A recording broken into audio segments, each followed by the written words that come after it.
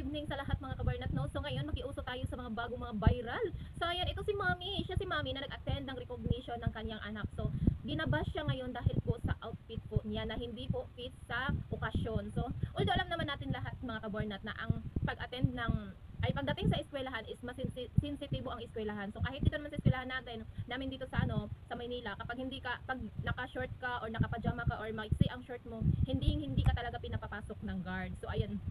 So sa kanila kasi, dito nga kahit naka-sandokar, naka-spaghetti ka, hindi ka talaga makakapasok sa gate. So doon kasi sa probinsya kasi, so open lang po kasi sila. So kaya siya nakakapasok at saka that time recognition, so maraming taong nagdatingan. So kaya siya na-bash dahil lang sa suot niya. So ang opinion ko naman doon mga kabornat, so oo, dyan na nga tayo, nagkamali na nga siya dahil sa outfit niya, hindi bagay sa okasyon na pinag-anuhan niya, pinag-attendan niya, pero life niya yun fashion niya yun. So hindi naman siguro nakaperwisyo sa mga tao, so hindi naman siguro siya nang abala ng ibang tao, so hindi naman siguro siya pumunta sa isang tao para manghiram lang dyan, mangabala pa ng ibang tao para manghiram lang ng damit na susuotin niya. So sa kanya naman yun so wala namang doon, kahit hindi naman fit sa okasyon niya, so sa kanya naman yun. So bakit kailangan pang i-bash? So ayun po mga kabarnat. Bakit kailangan? So sabagay mga Pilipino talaga tayo, ang tinitingnan lang natin ang mga pagkakamali ng ibang tao. So ang tao mga kabarnat hindi naman po talaga perfect, no? Hindi naman talaga perfect. Kahit naman talaga magpapiling perfect pa diyan ay may napapansin pa rin, no?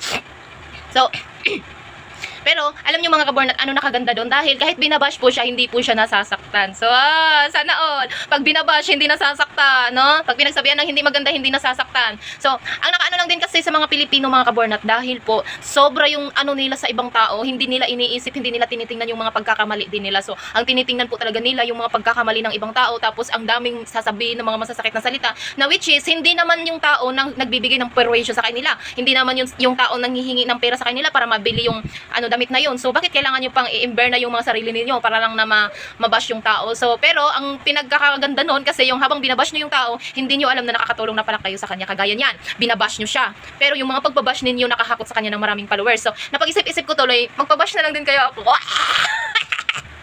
Naisip-isip ko tuloy, magpabash na lang din kaya ako para dadami followers ka. Nakaka-ember na kayo guys. So parang naisip ko, ang easy lang pala tuloy maghanap ng followers. Hindi ko na kailangan bumangon ng maaga para mag-post doon sa mga GC na follow back, follow me, legit Rismakers, tapos kung ano na sinasabi mo, real engagement, ang dami-dami ko pang makahakot lang ako ng 50 per a week, 50 people, new followers per a week, samantalang may mabilisan palang mga galawan dyan. So ito na ba? So magpabash na rin ba ako? Susubukan, magpabash na ba? Para yung 50 followers ko per a week. Hindi pa ako makakakuha ng 50 followers sa isang linggo kung hindi pa ako magsipag na mag-post ng mga ng engagement, follow back, makipag-engage. Ang hirap kaya makipag-engage. Alam mo yung mapupunta lang ang buong oras mo doon sa pakikipag-engage sa cellphone, sa kailangan mo pang panoodin yung mga video nila para lang na mag-comment ka pa doon, magpapansin ka pa doon para lang na i-follow ka nila. So may ganyan palang technique mga kabornat. So ready na ba? Ready na ba tayo mga kabornat magpabash? Ang tanong dyan, kagaya ka ba ni ma'am na nakangiti lang kapag binabash? Putragis na yun pag ako binash. So ayan mga kabornat, sana naman comfortable siya sa suot niya doon siya comfortable, doon siya most important, hindi siya nang abala ng ibang tao para lang ma-achieve niya yung passion niya, no? Kanya-kanya tayong passion mga kabornat. Kahit pangit sa paningin niyo, as long as na comfortable siya sa sinuot niya, as long na hindi siya nang poporwation ng ibang tao para lang matsuot niya, as long na hindi niya yun ninakaw, go! Kahit anong gusto mong suotin, who cares? Bakit? Hindi naman sila yung nagbibigay sa'yo ng pambili ng damit, diba? So, okay lang mga kabornat, kahit anong suotin mo, kahit magpanty ka pat magbra dyan. Kahit magpanty ka pat magbra dyan, magpasonsyo, who cares? Diba?